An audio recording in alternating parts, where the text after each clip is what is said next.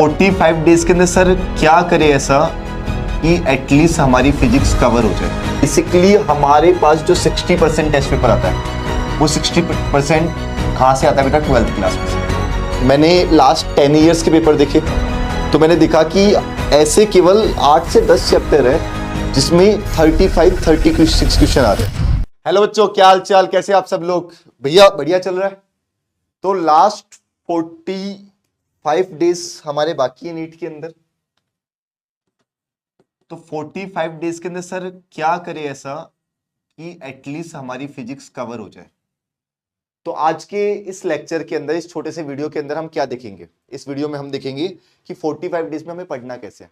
दूसरा, ऐसे कौन कौन से चैप्टर है जिन चैप्टर से हर साल क्वेश्चन रिपीट हो रहे हैं। मैंने लास्ट 10 ईयर्स के पेपर देखे तो मैंने देखा कि ऐसे केवल 8 से 10 चैप्टर है जिसमें 36 क्वेश्चन आ रहे हैं कि भैया हमारा 45 क्वेश्चंस का एग्जाम होता है और हमारे फिजिक्स के अंदर 32 चैप्टर्स है। कितने चैप्टर्स है बेटा? 32 चैप्टर्स है। और मैंने ये ऑब्जर्व किया कि 32 में से नहीं, इन 45 में से 35 क्वेश्चन हर साल 10 चैप्टर से आ रहे हैं। तो अगर आपका कोर्स कंप्लीट हो चुका है तो हम रिवीजन कैसे करें, कि हम किस तरीके से रिवीजन करें कि हमारा कोर्स एक बार और रिवाइज हो जाए, हमारी प्रैक्टिस अच्छी हो जाए। और हमने बिल्कुल भी नहीं पढ़ा तो हम एटलीस्ट इतना स्कोर कर पाए कि हम सर्वाइव कर पाए। डेट मीन ये 10 चैप्टर कौन से हैं, हम इन चैप्टर्स को अच्छे से रीड कर पाए और हमारा काम हो जाए। क्लियर आप लोगों को? डन? ठीक है, ठीक है बच्चे लोगों, तो हम स्टार्ट करते हैं। तो देखना कि कैसे फिजिक्स में 180 बाय 180 स्कोर करना है, ये हम डिसाइड करेंगे। तो देख, हमने कुछ चैप्टर्स यहां डिजाइन किया, कुछ चैप्टर्स देखा है, कितने चैप्टर से कौन से परसेंटेज आ रहे हैं। तो बेसिकली हमारे पास जो 60% टेस्ट पेपर आता है वो 60% कहां से आता है बेटा? 12th क्लास में से। कहां से आता है बेटा? 12th क्लास के अंदर। अब ये जो 12th क्लास है, 12th क्लास के अंदर कौन से चैप्टर से? तो ध्यान रखना, इलेक्ट्रोस्टैटिक चैप्टर। तो पिछले 4 5 7 सालों के अंदर जो क्वेश्चन मेजरली जो रिपीट हो रहे हैं वो कौन सा है बेटा? डाइपोल और potential energy of the system. भैया पॉइंट चार्जेस की जो पोटेंशियल एनर्जी है, इसके ऊपर जो क्वेश्चन है वो रिपीट हो रहा है। दूसरा डाइपोल। कैपेसिटेंस की बात करें तो कॉम्बिनेशन ऑफ कैपेसिटर, दो टाइप के कॉम्बिनेशन होते हैं, सीरीज कॉम्बिनेशन और पैरेलल कॉम्बिनेशन, इस पर जो क्वेश्चन है रिपीट हो रहे हैं। और एक सर्किट थ्योरी बोलते केसीएल और केवीएल पर। देखना, ये उन बच्चों के लिए जिन्होंने सर हमने बिल्कुल तैयारी नहीं की, अब हमें कुछ ऐसा बता दो कि भैया हमारा जो गेड़ा पार हो जाए, हमारी नैया पार लग जाए। ठीक है, कि हम सर एटलीस्ट 35 40 क्वेश्चन करेक्ट करके आ सके। हम इन 45 डेज के अंदर कैसे पढ़े? तो देख, करंट इलेक्ट्रिसिटी में वही काम बेटा, KCL KVL, terminal voltage, battery, combination of resistance. और हर साल एक क्वेश्चन या तो कॉम्बिनेशन ऑफ कैपेसिटर में से आता है या कॉम्बिनेशन ऑफ कहां से आता है बेटा? रेजिस्टेंस के अंदर। मैग्नेटिक फील्ड, तो भैया मैग्नेटिक फील्ड सर्कुलर लूप की वजह से कितनी होती है? ठीक है ना? या प्रॉपर्टीज ऑफ मैग्नेटिक मटेरियल, ठीक है ना? Magnetic field due two cylinder charge या फिर सीट की वजह से कितनी होती है? सोलेनोइड, टोरॉइड, एम्पियर, मतलब कुल मिला के जितनी भी मैग्नेटिक फील्ड के फॉर्मुलेज हैं वो फॉर्मुलेज सारे रट लेना। एक क्वेश्चन कंफर्म आने वाला है, इसे अफसर कह रहे हैं और गारंटी से आने वाला है, लिख के ले लो। अगर हम आगे बात करें तो मैग्नेटिक फोर्स के ऊपर, ठीक है ना? Magnetic force, torque, current carrying loop, dipole moment, इसके बारे में पढ़ लेता। या तो एक क्वेश्चन यहाँ के डाइपोल मोमेंट से आएगा या फिर एक क्वेश्चन यहाँ के डाइपोल मोमेंट से आएगा, हर साल आता है। ठीक है, इसका मैं प्रूफ लेके आया हूं कि भैया मैं प्रूफ करूंगा कि क्वेश्चन कहां से आ रहे हैं। सेकंड, अल्टरनेटिंग करंट, तो बेटा पीक, आरएमएस वैल्यू, ट्रांसफॉर्मर और पावर के ऊपर क्वेश्चन रिपीट हो रहे हैं। ठीक है, अगर हम इलेक्ट्रोमैग्नेटिक इंटरेक्शन की बात करें तो लेंज लॉ से काफी सारे क्वेश्चन पूछे गए। ठीक है, अगर हम ऑप्टिक्स की बात करें तो देखना सबसे जो इंपॉर्टेंट टॉपिक है, या तो प्रिज्म आएगा या फिर ऑप्टिकल इंस्ट्रूमेंट आएंगे, यहां से क्वेश्चंस रिपीट होगा। अगर हम आगे बात करें वेव ऑप्टिक्स, तो मोस्ट टॉपिक है, या तो पोलराइजेशन के ऊपर क्वेश्चन आता है या फिर क्वेश्चन आता है डिफ्रैक्शन के ऊपर। ठीक है, या फिर आता है यंग्स डबल स्लिट एक्सपेरिमेंट के अंदर। ठीक है, इस तरीके से। यस और नो? क्लियर है? अब अगर हम मॉडर्न फिजिक्स की बात करें तो मॉडर्न फिजिक्स में गिनती की टॉपिक है, photo electric effect, de Broglie, electric transition, ठीक है ना? उसके बाद में न्यूक्लियर फिजिक्स, इस तरीके से। और एक टॉपिक जिसकी हम बात करें सेमीकंडक्टर। तो देखना एक अच्छी चीज ये है कि सेमीकंडक्टर से मोस्ट ऑफ चीजें हट चुकी है, खत्म हो चुकी है। केवल दो चीज करनी है। कहां से क्वेश्चन आएगा? एक क्वेश्चन आएगा बेटा पी एन डायोड से। कहां से क्वेश्चन आएगा बेटा? एक क्वेश्चन आएगा या तो पी एन डायोड से, ठीक है, या फिर एक क्वेश्चन आएगा कहां से बेटा? लॉजिक गेट से। और लिख के दे रहा हूं 101% यहां से एक क्वेश्चन आने वाला है। और मैंने क्लास के अंदर बहुत अच्छे से चिल्ला चिल्ला के पढ़ाया था कि भैया अच्छे से पढ़ लो और सीख लो कि कंफर्म एक क्वेश्चन यहां से आने वाला है, ठीक है। वो सर कि क्या प्रूफ है? और वो 10 चैप्टर कौन से जो हम कर लें? तो बेटा ये वो 10 चैप्टर है, ये वो 10 चैप्टर है। देखो कौन कौन से। एक तो magnetic effect of current and magnetism, ठीक है, magnetic effect of current and magnetism. Electronics device बोले तो semiconductor, electrostatics, properties of solid and fluid, ठीक है ना, एटम एंड न्यूक्लियाई, ठीक है ना, यूनिट एंड मेजरमेंट, ठीक है ना, करंट इलेक्ट्रिसिटी, ठीक है ना, काइनेमेटिक्स, थर्मोडायनेमिक्स, रे ऑप्टिक्स, और ये 11वां अल्टरनेटिंग करंट। ये 11 चैप्टर जिनसे हर साल 35-36 क्वेश्चन कंफर्म आते हैं। और तुम रट लो भैया, तुम्हारे पास टाइम है। अबे हमारे पास 45 to 50 डेज बाकी है। अगर हम 4 डेज पर चैप्टर करें ना, 4 डेज पर चैप्टर करें तो बेटा ये इनफ होते हैं। तो 44 डेज ही बचेंगे, 44 डेज ही लगेंगे। और अभी हमारे पास ऑलमोस्ट 55 डेज रिमेनिंग बचे हुए हैं। हम बिल्कुल आसानी से इन्हें पढ़ सकते हैं, ठीक है। और प्रूफ देखो 2024 यहां 4 क्वेश्चन इलेक्ट्रॉनिक सेमीकंडक्टर से 4 आए, इलेक्ट्रोस्टैटिक से 4 आए। अगर मैं काउंटिंग करूं बेटा, अगर मैं काउंटिंग करूं तो 4 8 16 24, सॉरी 4 8 12 16 19 20 22 25 26 27 20 29 30 31 क्वेश्चन, ठीक है ना। ये 31 क्वेश्चन जो करेक्ट होंगे, बाकी तुमने पूरे साल में थोड़ा बहुत पढ़ा होगा। यहां देख 3 6 9 12 13 5 18 21 27 30 33 क्वेश्चन, 33 क्वेश्चन जो 2023 के अंदर है। क्लियर? अगर मैं बात करूं 22 के अंदर 4 8 12 15 18 21 24 27 28 31 33 क्वेश्चन। देखना बेटा कितने क्वेश्चन आ रहे हैं। केवल इन 11 चैप्टर से क्वेश्चन हमेशा 30 क्रॉस किए। और पिछले 5-6 सालों की बात करूं, पिछले 5 इयर्स का डाटा है मेरे पास में। अगर मैं बात करूं 4 और 3 7 13 14 18 21 24 27 28 32 और 3 35 क्वेश्चंस। ये डाटा है, मैंने स्पेशली निकाला है। इधर देखो 3 to 5 7 9 12 16 21 22 24 25 27। देख 2021 22 23 24 इनमें हर बार क्वेश्चन 30 से ऊपर है।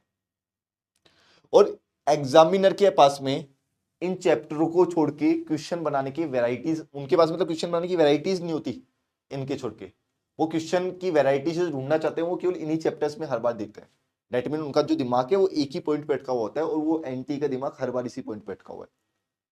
वो सर कैसे करें? तो बेसिकली अब हमारे पास जो टाइम है, हमें क्या क्या करना चाहिए, कैसे पढ़ना चाहिए? तो भैया लास्ट टाइम प्रिपरेशन टिप, तो सबसे पहले तो अपना एक स्टडी प्लान बनाओ कि भैया हमें कितने घंटे पढ़ना है। तो दिन में 24 घंटे होते हैं, अब भी तुम्हें 16 हार की स्टडी देनी है। और 16 घंटे की स्टडी के अंदर क्या करना है भैया? जो 3 घंटे हैं डेली, एक पेपर सॉल्व करना है, एक टेस्ट पेपर। तुम कहीं से भी लेके आओ, एक टेस्ट पेपर सॉल्व करना है। क्या करना है बेटा? एक टेस्ट पेपर सॉल्व करना है। क्लियर है? और बाकी के कितने घंटे बचे? अब 13 बचे, तो 4 हार, 4 प्लस 4, 4 प्लस 4 नहीं, सॉरी 5। तो कहां जाएंगे बेटा?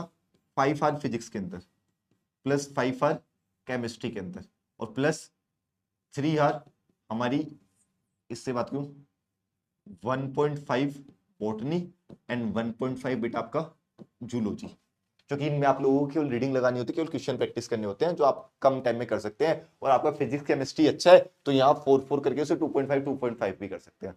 अब जो 5 आवर्स है इनमें केवल प्रैक्टिस, ठीक है ना, केवल क्या होनी चाहिए बेटा, ओनली प्रैक्टिस, ठीक है। या फिर एक काम कर सकते हैं, या फिर एक काम और भी अच्छे से कर सकते हैं, क्या, 3 घंटे का पेपर दिया तो इसे 4 करो, 4 hour physics, 4 hour chemistry, 4 hour तो क्या है बेटा फिजिक्स है, और 4 घंटे केमिस्ट्री के अंदर करना है।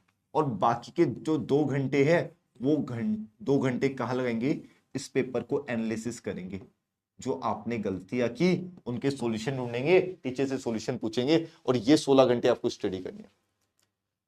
और सबसे बढ़िया काम है कि भैया सबसे पहले तो एक टेस्ट सीरीज सिलेक्ट करो। पीडब्ल्यू की बहुत सारी टेस्ट सीरीज चल रही है ऑनलाइन, या फिर किसी भी इंस्टीट्यूट की एक टेस्ट सीरीज प्लान करो।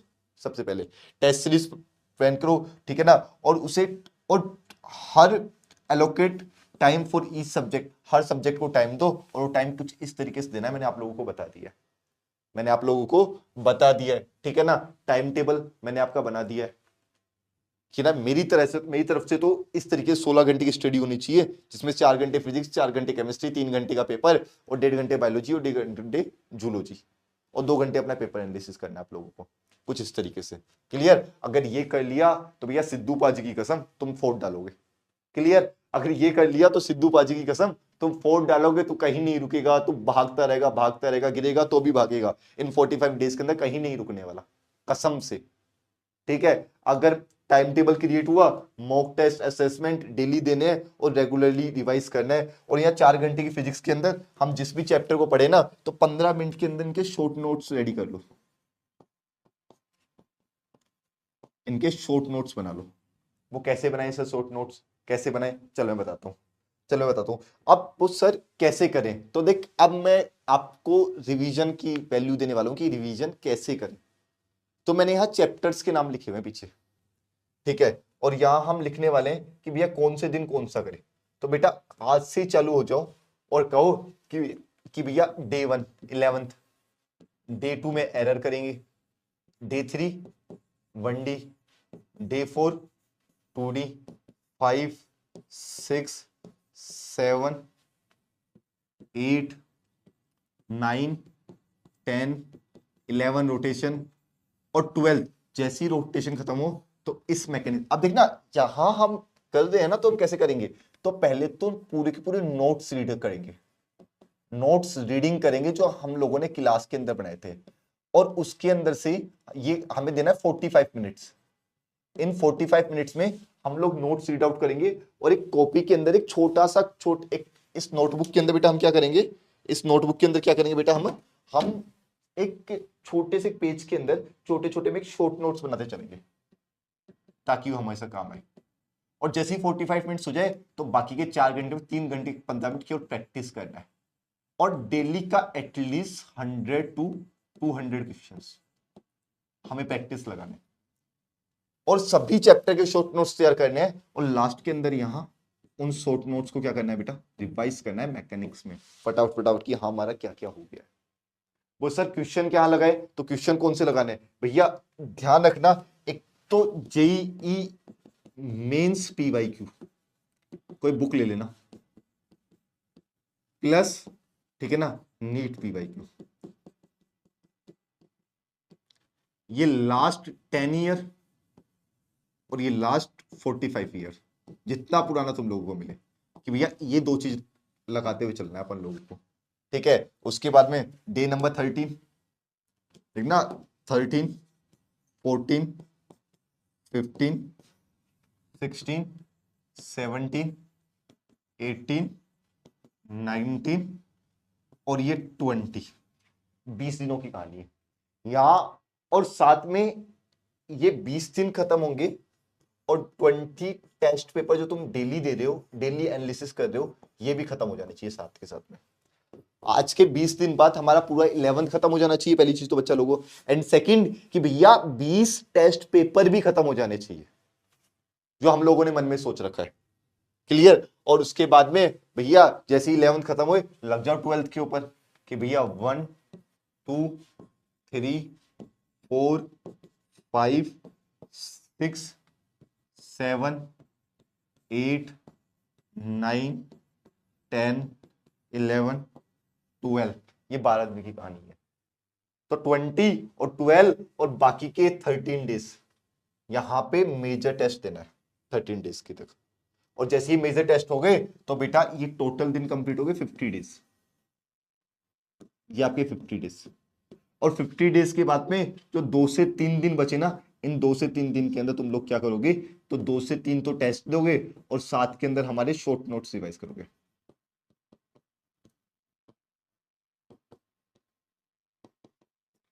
और इस तरीके से अगर आप लोगों ने काम कर लिया तो कंफर्म आप, मैं 180 बाय 180 की गारंटी तो नहीं ले रहा, लेकिन आप 180 में से 170 स्कोर कहीं नहीं छोड़ने वाले, अगर आप जीरो से भी स्टार्ट कर दें तो। लेकिन साथ में आपको एक सपोर्टिव टीचर चाहिए, तो आपने जो भी इंस्टीट्यूट ज्वाइन कर रखा है उस इंस्टीट्यूट में जाओ और डाउट काउंटर से अपने टीचर से पूछो। पीडब्ल्यू है तो ऑफ कोर्स पीडब्ल्यू आओ, और जहां नहीं है वो आप लोग मुझे इंस्टाग्राम पे आप मैसेज कर सकते हैं, तो मैं भी आपकी डाउट्स में थोड़ी हेल्प कर दूंगा। ठीक है, थैंक यू बच्चा लोगों।